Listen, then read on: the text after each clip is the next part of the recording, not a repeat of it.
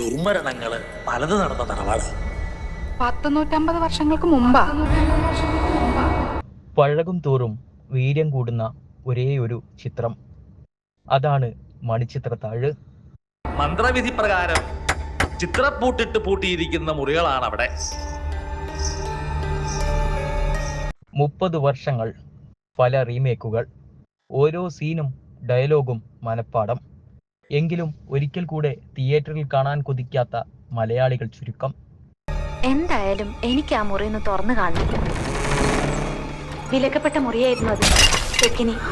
ഇന്നലെ കേരളീയം വേദിയിൽ മണിച്ചിത്രത്താഴ് കാണാനെത്തിയ ജനപ്രവാഹം കണ്ടോ?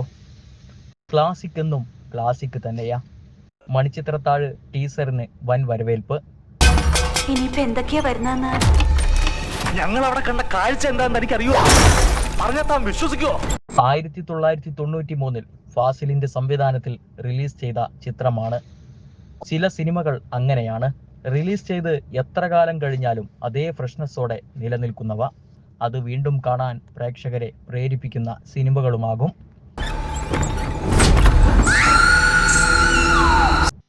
അത്തരത്തിൽ ഇന്നും ടി.വിയിൽ വരുമ്പോൾ മലയാളികൾ ആവർത്തിച്ച് കാണുന്നൊരു സിനിമയുണ്ട്. ഫാസിലിന്റെ സംവിധാനത്തിൽ മോഹൻലാൽ, സുരേഷ് ഗോപി, ശോഭന എന്നിവർ പ്രധാന വേഷത്തിലെത്തിയ മണിച്ചിത്രത്താഴാണ് ആ ചിത്രം. ശബരിമല ശാസ്താവാണ്, ഹരിഹരസുതനാണ് സത്യം. ഇത് ചെയ്തവനെ ഞാൻ പൂട്ടും. മണിച്ചിത്ര പൂട്ടിട്ട് ഞാൻ പൂട്ടും. ഒരുപക്ഷെ മണിച്ചിത്രത്താഴിനോളം മലയാളികൾ ആവർത്തിച്ച് കണ്ടൊരു സിനിമ വേറെയുണ്ടോ എന്ന കാര്യത്തിൽ സംശയമാണ്.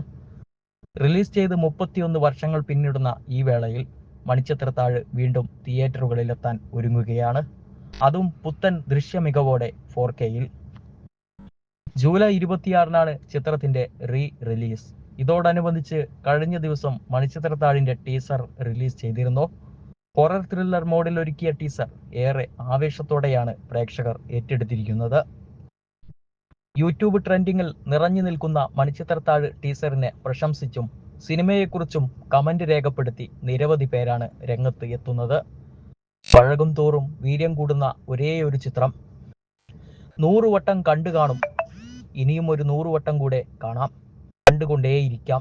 മലയാളത്തിന്റെ മണിച്ചിത്രത്താഴ് എത്ര തവണ കണ്ടാലും ആദ്യം കാണുന്ന അതേ ഫീൽ തരുന്ന ഒരു അത്ഭുത സിനിമ എന്നിങ്ങനെ പോകുന്നു കമന്റുകൾ. 1993 ഫാസിലിന്റെ സംവിധാനത്തിൽ റിലീസ് ചെയ്ത ചിത്രമാണ് മണിച്ചിത്രത്താഴ്. തിലകൻ, നെടുമുടി വേണു, ഇന്നസെന്റ്, സുധീഷ, KPS ലളിത തുടങ്ങിയ നിരവധി താരങ്ങളും ചിത്രത്തിൽ അണിനിരന്നിരുന്നു. മലയാളത്തിലെ വൻ ഹിറ്റിന് പിന്നാലെ മണിച്ചിത്രത്താഴ് ഇതര ഭാഷകളിലും റീമേക്ക് ചെയ്തിരുന്നു.